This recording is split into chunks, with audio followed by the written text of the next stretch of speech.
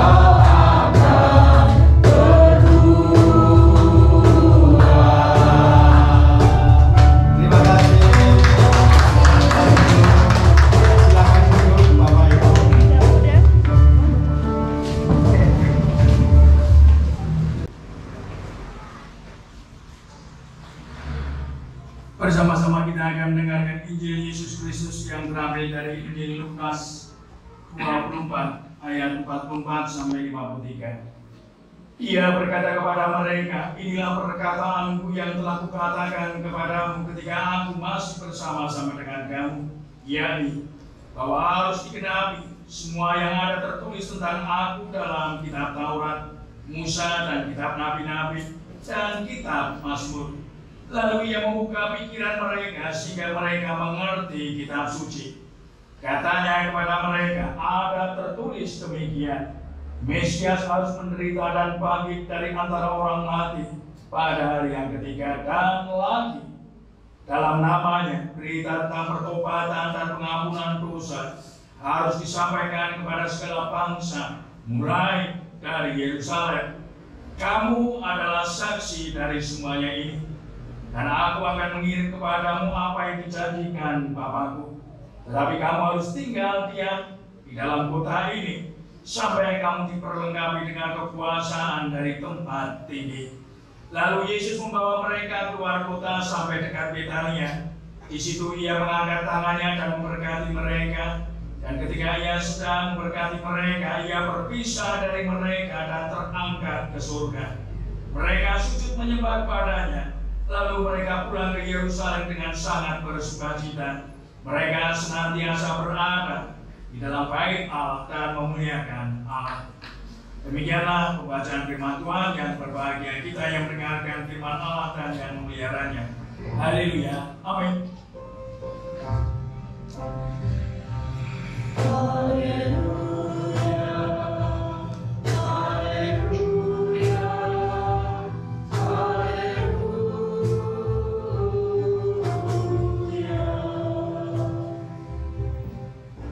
Tema khotbah kenaikan Kristus. ke surga, menyampaikan kabar baik dengan sukacita.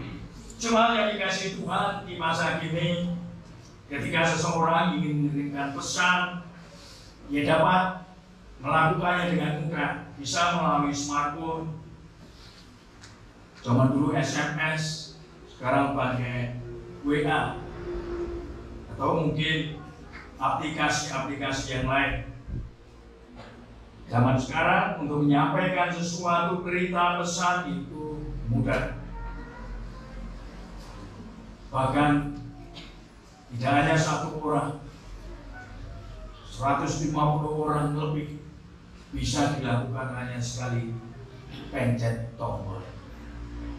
Langsung semua terima. Seperti yang saya lakukan tiap pagi.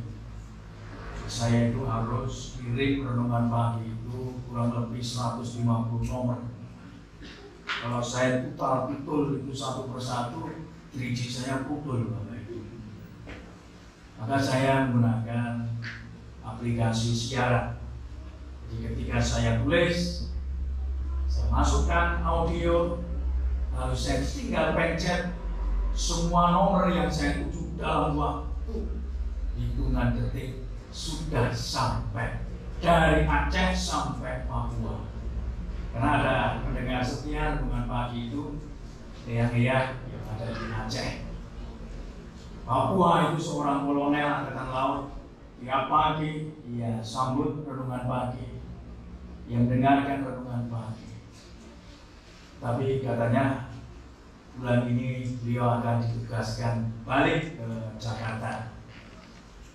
Beliau adalah seorang perwira angkatan laut yang setia mendengarkan firman Tuhan. Zaman sekarang tidak ada yang suka, tidak ada kata sukar. Membawa pesan berita kepada semua orang. Berbeda dengan zaman dulu, Bapak Ibu, dibutuhkan waktu yang cukup lama untuk menyampaikan pesan atau pembawa pesan, messenger. Zaman Israel, kerajaan, seorang raja akan mengutus pembawa pesannya, baik pesan damai atau pembawa pesan perang. Si pembawa pesan ini nanti harus dikawal sampai di tempat di mana dituju. Orang yang menerima pesan itu harus memperlakukan pembawa pesan ini dengan baik. Apabila tidak, itu akan jadi masalah yang sangat besar. Itulah sebabnya pembawa pesan, messenger ini harus orang yang sangat dipercaya. Nggak boleh main-main, Bapak Ibu. Nggak boleh asal-asal. Orang yang setia, loyal, tangguh, serius, komitmen, penuh tanggung jawab, supaya pesan yang ia terima dapat ia sampaikan dengan baik kepada sang penerima. Ini orang yang sangat dipercaya. Zaman sekarang, Bapak Ibu, membawa pesan itu adalah saudara dan saya. Tuhan pilih saya, Anda sebagai pembawa pesan, membawakan pesan dari Allah. Bukankah itu sesuatu yang menggembirakan buat saudara dan saya? Mengapa? Paling tidak Bapak Ibu dan saya ini orang yang bisa dipercaya sama Tuhan. Itu dulu yang harus kita pegang. Kalau kita dituju menjadi pembawa pesan oleh Allah, berarti saya dan Anda ini orang yang bisa dipercaya. Itu dulu. Kita ini punya loyalitas, punya komitmen yang kuat, punya tanggung jawab yang besar, supaya pesan yang kita terima bisa kita sampaikan dengan baik kepada sang penerima. Jangan sampai di tengah jalan malah kita milih jajan. Akhirnya lupa harusnya pesan itu sampai. Ternyata malah terlambat sampai. Itu berarti kita nggak punya komitmen, nggak punya tanggung jawab, nggak punya loyalitas. Maka sangat menggembirakan apabila saudara dan saya ini menjadi pribadi yang bisa dipercaya sama Tuhan. Namun sayangnya zaman sekarang ini tidak mudah. Karena banyak anak-anak Tuhan yang tidak bisa lagi dipercaya. Tidak ada yang bisa dipercaya. Yang seharusnya kita bawa pesan, tapi justru kita tidak membawa pesan apapun. Yang seharusnya kita membawa kabar baik dari Tuhan, justru kita tidak pernah membawa kabar baik. Yang ada malah kabar buruk. Ya Tuhan. Yang kita bawa malah isu, fitnah, menggoreng keburukan, kejelekan orang lain. Kita lebih suka nimbrung, ngerasani orang lain, menjelek-jelekan orang lain. Itu yang sering justru dilakukan oleh orang-orang Kristen. Yang seharusnya kita tampil di muka umum dengan baik, justru kita tidak bisa tampil baik. Yang ada justru kita dibilang orangnya kok nggak bisa dipercaya. Dikasih pekerjaan, ternyata nggak bisa dipercaya. Loh, sama orang lain saja nggak bisa dipercaya, apalagi sama. Namun itulah kenyataan yang ada di tengah kehidupan kita ini. Nah, tema kita hari ini Bapak Ibu membawa kabar baik dengan sukacita. Dengan sukacita. Tema kita hari ini menjadi messenger, menjadi pembawa pesan dengan sukacita. Tidak bersungut-sungut, tidak terbeban, tidak menggerutu. Dengan sukacita. Antara senang gembira dengan sukacita itu beda namanya, beda. Maka temanya bukan membawa kabar baik dengan senang atau dengan gembira, enggak. Dipilih kata yang tepat, yaitu sukacita. Karena senang dan gembira itu sangat berbeda dengan sukacita. Kata senang dan gembira itu dipengaruhi oleh situasi kondisi yang lahiriah. Saya senang karena saya dapat hadiah. Saya senang karena saya dapat hadiah. Saya gembira karena saya tempat kumpul dengan teman-teman reunian sambil makan-makan, makannya enak-enak, candaannya menyenangkan. Saya gembira. Saya senang karena saya mendapatkan sesuatu. Bisa mendapatkan barang atau mendapatkan seseorang. Tetapi sangat berbeda dengan sukacita. Karena sukacita ini tidak berkaitan dengan sisi lahiriah, tidak berkaitan dengan situasi dan kondisi, tetapi itu lebih tersentuh pada sisi batin. Sisi batin. Kulit memang gak enak dirasa, tapi batin merasakan nyaman, enak. Inilah sukacita. Banyak orang datang ke gereja dengan senang dan gembira karena mungkin ibadahnya menarik, musiknya gembira, menyenangkan, ritme musiknya, yang nyanyi, wah, mulai besok ini nanti song leadernya semua bersih-bersih. Kemarin dilatih sama Bu Rita sih. Ya, saya juga sekarang jadi leader. Kebiasaan dulu pakai tenor. Oh ternyata puas Pak Pendeta, kamu wah isin. Oh ternyata saya salah asuhan. Salah asuhan. penyanyi-penyanyi kita, song leader, pemuji Tuhan kita sudah dilatih. Maka kalau nggak salah kemarin Bu Rita Siti dengan tim itu sudah berapat Bapak Ibu. Dalam waktu dekat beliau akan melatih lagi. Mungkin dengan program yang berbeda. Bukan hanya gabungan paduan suara satu gereja, tetapi paduan suara gabungan dengan GKI yang lain. Nah, ini kesempatan untuk kita berlatih, mengolah vokal, supaya kita bisa memuji Tuhan dengan baik, benar, dan menyenangkan hati Tuhan. Kalau nggak salah kemarin itu ya, nggak cuma pinter nyanyi ya Pak Ferry ya, kemarin ya, tapi benar-benar bisa menyenangkan hati Tuhan. Nah, ini yang sulit. Banyak orang datang ke gereja karena mendengarkan musiknya baik, indah, yang nyanyi, wah, luar biasa. Tapi apakah benar-benar yang hadir itu menyenangkan hati Tuhan di dalam memuji Tuhan? Banyak orang senang ke gereja mungkin saja karena ada konsumsinya, mungkin ada hadiahnya, ada door prize-nya. Tetapi sangat berbeda dengan sukacita dalam kondisi apapun, situasi apapun, bahkan tidak mengenakan sekalipun, hatinya tetap bersuka.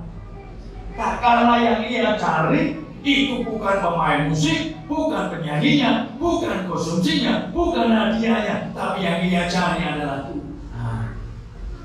Sangat berbeda Bapak Ibu. Ketika dalam kondisi apapun dia akan bersukacita, dia akan memuji Tuhan, dia akan berjumpa dengan saudara-saudara seiman dengan hati yang riang gembira. Dia akan sambut sumeh, senyum, sabar, senang. Dalam kondisi apapun. Jadi ya kelihatan pas dapat progres untuk gereja ya. Tapi kondisi yang sulit sekalipun, gak enak sekalipun ke gereja, kita sambut dengan senang. Orang-orang yang ada di sekitar kita. Shalom, selamat pagi Bapak Ibu, bagaimana kabar hari sukacita? Nah, orang yang tidak dipengaruhi oleh apapun. Karena ia ikut Tuhan itu tulus. Ia ikut Tuhan itu tidak pamrih, tidak ada embel-embel yang lain. Yang ia cari itu Tuhan.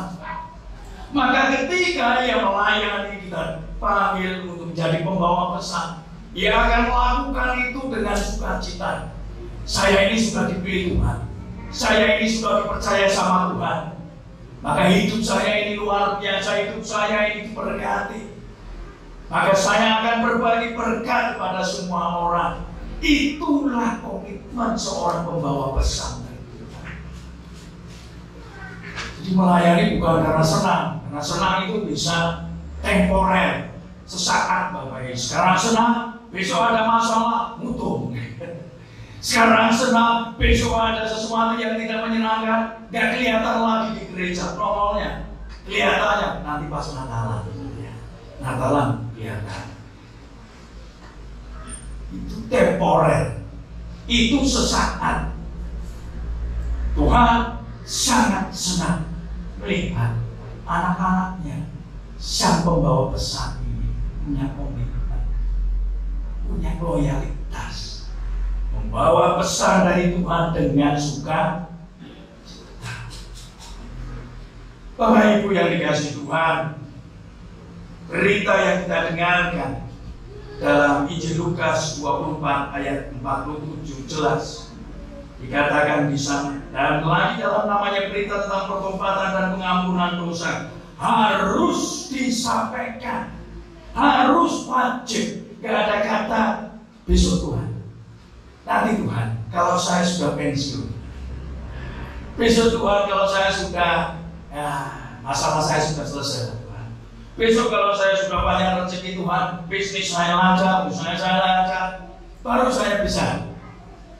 Enggak seperti itu. Firman Tuhan katakan dengan tegas, harus disampaikan.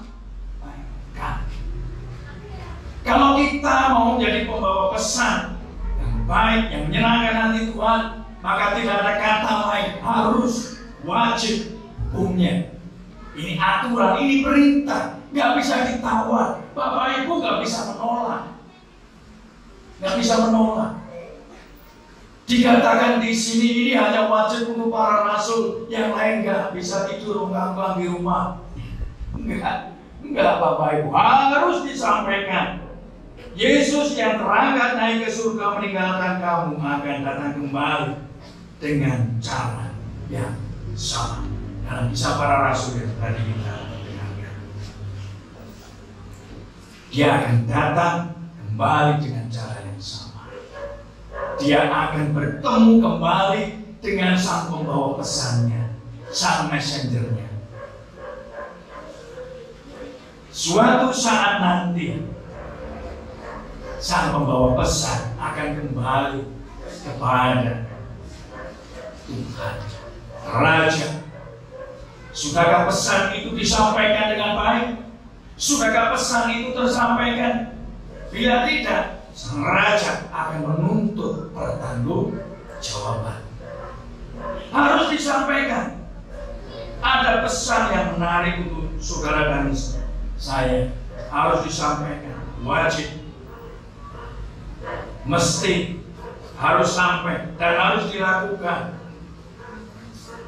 Jangan pernah berhenti hanya karena oleh sebab apapun. Bukan sekedar berita pengampunan dosa yang menjadi sukacita saudara dan saya menjadi pembawa pesan. Bukan sekedar itu. Yohanes 14 ayat 2 jelas dikatakan di sana bahwa Yesus yang naik ke surga telah menyediakan tempat bagi saudara dan saya.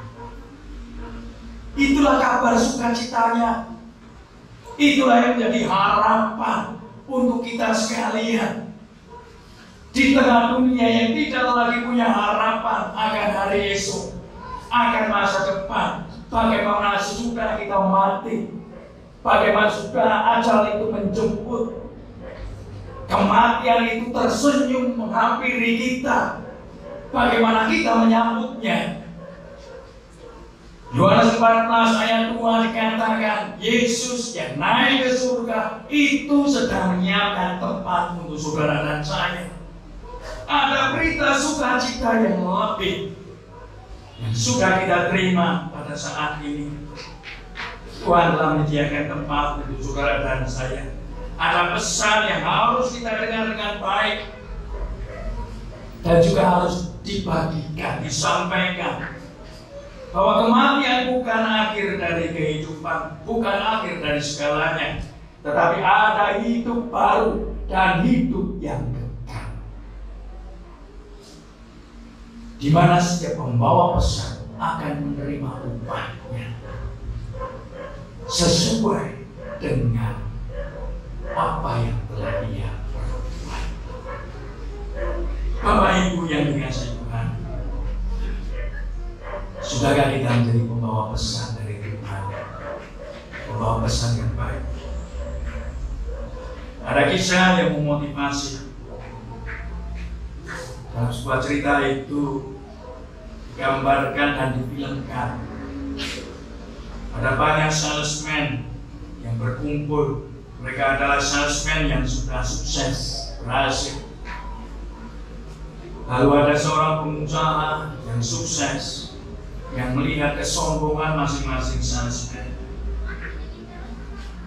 Mereka sedang dididik dan dilatih untuk menjual sebuah produk yang baik dan nantinya itu harus laku.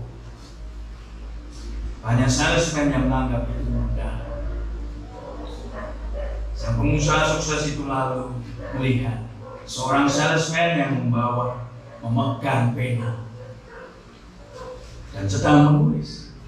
Lalu ia mengambil penanya. Lalu ia bertanya, jual padaku. Apa yang terjadi Bapak Ibu? Si salesman itu tidak bisa menjawab apa-apa. Karena ia bingung. Padahal ia pegang, ia pakai pena itu. Tetapi bagaimana ia bisa meyakinkan kepada pengusaha itu bahwa pena yang ia pegang ini adalah pena yang terbaik. pena yang lebih baik dari pena yang ia miliki sekarang ini. Ia bingung bagaimana ia harus meyakinkan sang pengusaha yang orang kaya.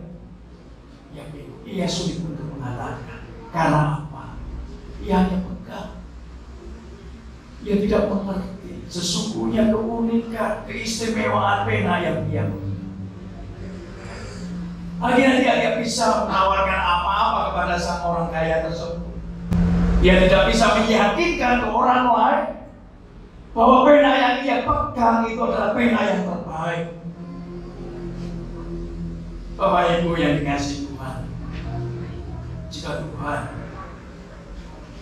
katakan perintah kepada kita bawa pesan dengan sukacita, lalu apa yang Bapak Ibu akan tawarkan kepada dunia ini? Apabila kita sendiri tidak pernah yakin, bahkan kita tidak pernah mengerti keistimewaan, kelebihan kita daripada yang lain. Ada kebaikan dalam diri kita, ada cinta kasih yang luar biasa yang ada dalam diri kita, yang harus kita tawarkan kepada dunia. Tidak semudah itu bila kita tidak mau berubah. Firman Tuhan katakan, dan lagi dalam namanya berita tentang pertobatan dan pengampunan dosa harus disampaikan kepada segala bangsa, mulai dari Yerusalem.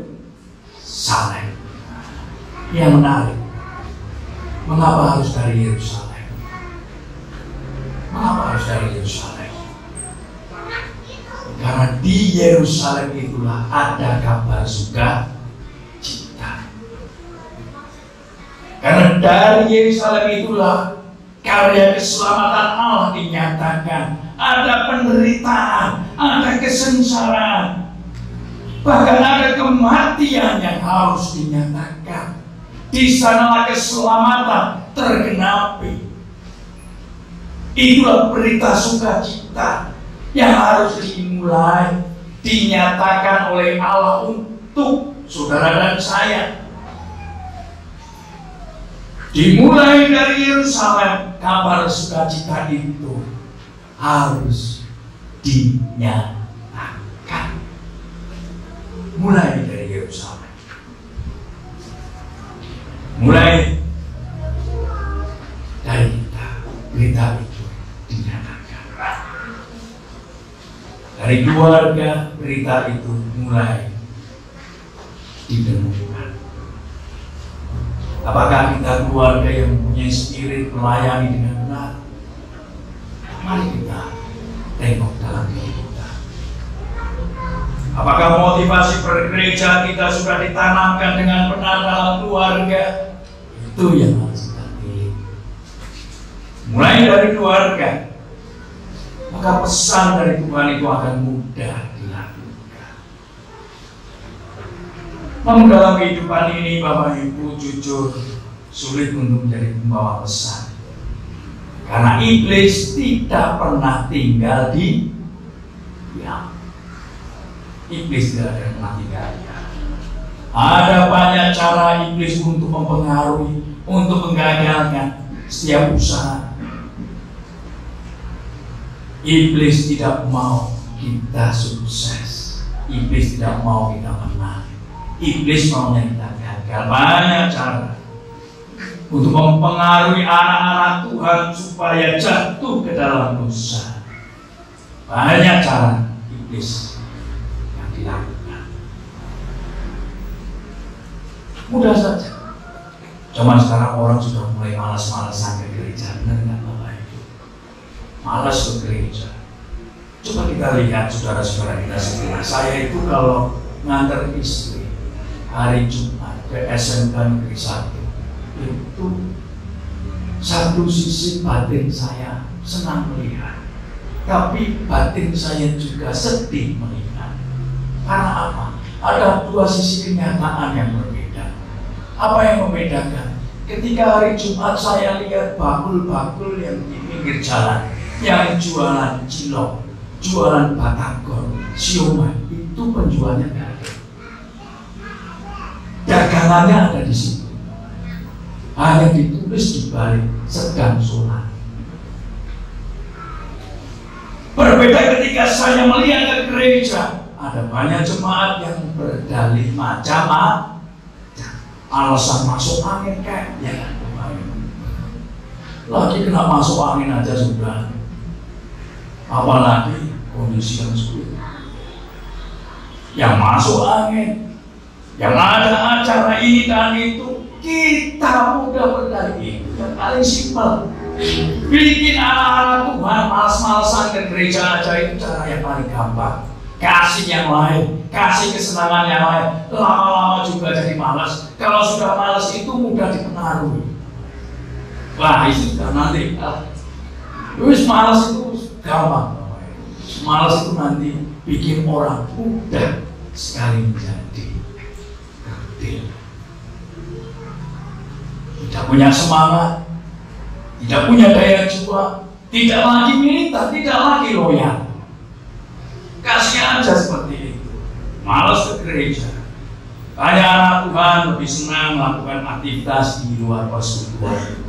Kumpul-kumpul sama teman, kumpul-kumpul di alun-alun, ya, kumpul di Trio Mall. Ada mall baru hari Minggu, bukannya ke ibadah, tapi malah ke mall. Mudah. Kasih tawaran-tawaran yang menyenangkan. Banyak anak-anak Tuhan yang jatuh. Iblis itu pintar. Kita mudah sekali hidup di luar Tuhan. Hari Minggu bukannya ibadah, tapi milih jalan-jalan dan senang. Bukannya senang baca Alkitab, bukannya senang untuk mendengarkan firman Tuhan setiap pagi, tetapi kita lebih senang membuka WA, mendapatkan berita dari teman kita, daripada mendengarkan message dari Tuhan. Bapak Ibu yang dikasih Tuhan, kita seperti pembawa pesan surat dari Tuhan. Isi surat itu harus sampai ke tangan orang lain. Kita harus jaga dengan baik supaya sampai juga kepada orang lain dengan baik. Maka dalam keadaan sesulit sesukar apapun, pesan Tuhan harus sampai. Tidak boleh tidak. Ingat, kita adalah pembawa pesan. Suatu saat nanti Tuhan akan minta tanggung jawab kita dari apa yang sudah kita lakukan selama ini. Kalau Tuhan sudah beri, berarti kita diberi tanggung jawab yang lebih besar. Jangan sia-siakan kesempatan yang Tuhan telah berikan untuk kita. Jangan buat kecewa Tuhan. Ternyata kita bukan pembawa pesan yang baik.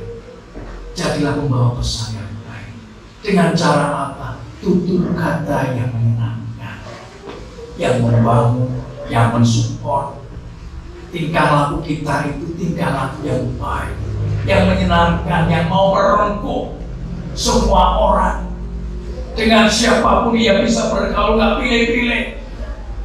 Di persekutuan nggak pilih duduknya. Dengan siapapun berbaur, menyatu. Nggak harus duduk sama keluarga besarnya, nggak perlu. Sama orang lain malah menjauh, nggak perlu. Itu bukan cara Kristen. Dengan siapapun kita harus bisa bergaul, apalagi dengan saudara seiman. Dimulai dari Yerusalem inilah kita temukan. Dimulai dari persekutuan kita, keluarga, gereja. Sudahkah kita bertutur, bertingkah yang menyenangkan bagi semua orang, dan lebih khusus lagi untuk Tuhan. Bapak Ibu yang dikasihi Tuhan, ia yang naik ke surga, ia juga lah yang akan datang untuk kita semua. Kita yang merindukan saat pertemuan dengan Tuhan, mereka lah yang akan dipuaskan dahaganya. Jerih lelahnya, kerja kerasnya mengikut Tuhan di dunia ini sebagai pembawa pesan tidak akan pernah sia-sia. Tuhan telah sediakan satu tempat, satu kapling, satu rumah tipe yang nggak ada di sini, yang nyaman, yang menyenangkan untuk setiap kita. Tuhan akan sambut sendiri hamba-hambanya. Tuhan sambut sendiri kita nantinya. Dia akan rangkul kita. Kita yang hidup dalam kesengsaraan penderitaan karena dunia ini. Kita yang menangis karena persoalan hidup yang begitu berat dan mengikut Tuhan dengan setia. Suatu saat nanti Tuhan akan sambut. Dia akan mengusap air mata kita. Dia akan datang dan mengatakan, datanglah padaku, engkau yang letih, lesu, dan berbeban. Itulah kabar sukacita kita hari ini. Jadilah pembawa pesan dengan suka. Tuhan memberkati kita. Amin. Kita amin. Masyarakat yang ada di Indonesia ini, khususnya di wilayah Kabupaten Kebumen. Kemudian kami juga tanpa diminta Pak Pendeta pasti akan mengamankan rangkaian-rangkaian kegiatan keagamaan. Baik ya, agama apa saja lah ya. Baik itu Islam, mungkin Hindu, Kristen, Buddha, kemudian Hindu, kami siap mengamankan. Jadi kehadiran kami itu bukan menyusahkan. Kami hadir dalam rangka bagaimana umat ini bisa melaksanakan ibadah dengan tenang, dengan nyaman, dengan khusyuk, tanpa ada gangguan, yang insya Allah tanpa gangguan yang berarti. Jadi yang selanjutnya sudah mengharapkan kerukunan, ya, kerukunan antar sesama agama, sesama umat itu juga harus dipelihara. Apalagi dengan umat agama yang lain. Dan saya yakin di Kabupaten Kebumen ini kerukunan umat beragamanya sangat-sangat luar biasa.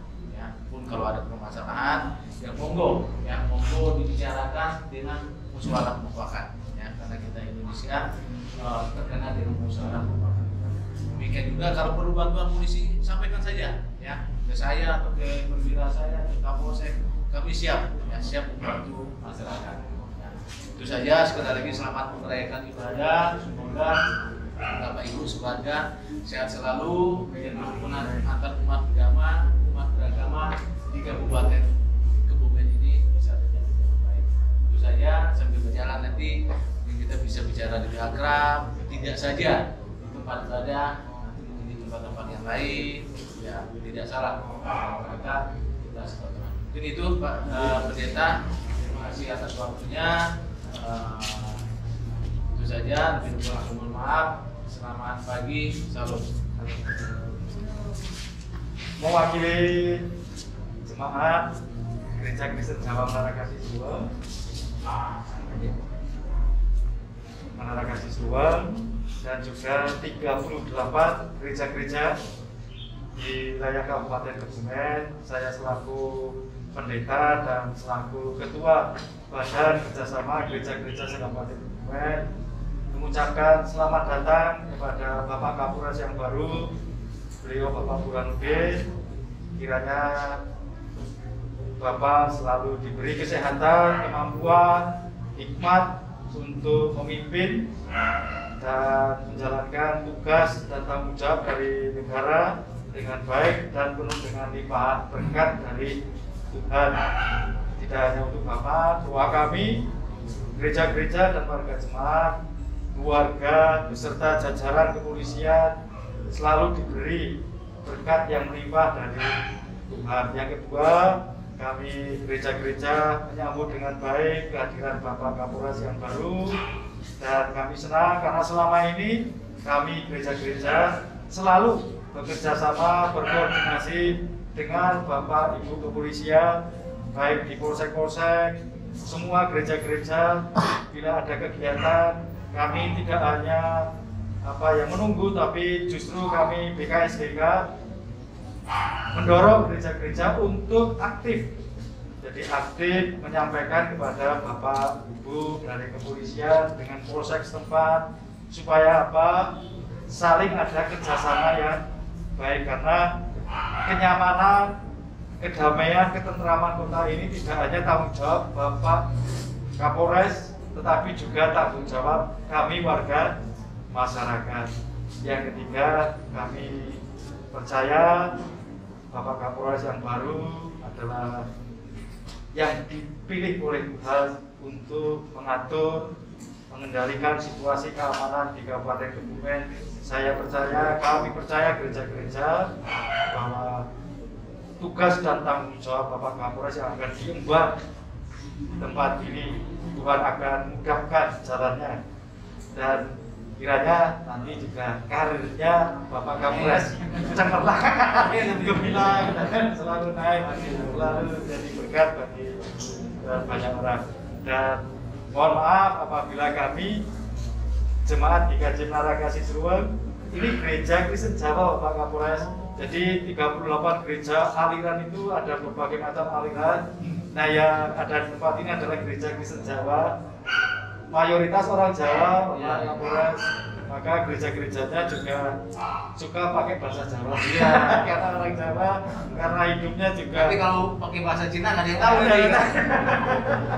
Nah, mungkin yang aliran yang lain seperti yang saudara-saudara kita yang Tionghoa, Batak, atau yang suku yang lain itu akan beribadah ke aliran gereja yang lain seperti GKI, Betel, dan lain sebagainya. Jadi karena BKSGK ini menaungi 38 macam aliran, maka kami juga ingin menyampaikan bahwa inilah macam-macam keragaman yang ada di tubuh Protestan, tidak sama seperti yang Katolik, karena Katolik kan cuma satu. Kami ada bermacam-macam, beragam suku, budaya ada di situ, tradisi juga di situ. Tapi kami selalu hidup rukun dan damai, dan kami juga selama ini bersyukur karena bisa selalu bekerja sama dan dinaungi oleh pihak kepolisian, khususnya di Kabupaten Kebumen ini. Demikian yang bisa saya sampaikan, Bu pilih. Karena gereja kami ini juga lagi bangun, mohon maaf Bapak, apabila di dalam kami menyambut menerima Bapak Kapolres beserta jajaran ada kekurangan dan ketidaknyamanannya, kami mohon maaf yang setulus-tulusnya. Bapak pilih juga kalau Pak Kapolres mohon bantu juga. Salah. Kami sangat berterima kasih.